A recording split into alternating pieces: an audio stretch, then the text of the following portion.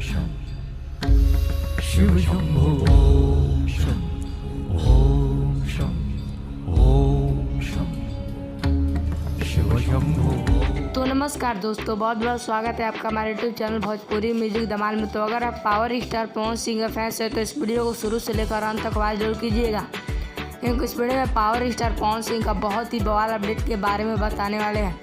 तो सबसे पहले अगर आप हमारे यूट्यूब चैनल पर नए हैं तो हमारे चैनल को सब्सक्राइब करके वीडियो को लाइक जरूर कर लें, ताकि पावर स्टार पवन सिंह का कोई भी अपडेट आए तो सबसे पहले आप तक पहुँचे। तो चलिए वीडियो में बिना देरी किए फटाफट स्टार्ट करते बताते हैं क्या न्यूज़ क्या खबर। जगह बता दूँ कि पावर स्टार पवन सिंह का गाने की शूटिंग कंप्लीट हो चुका है। जगह पवन सिंह का गाने की शूटिंग कंप्लीट हो चुका है, उसका बड़ी तस्वीरें भी आई हैं। जगह बहुत सारी तस्वीरें भी आई हैं पावर स्टार पवन सिंह का, जो कि काफ़ी बवाल है।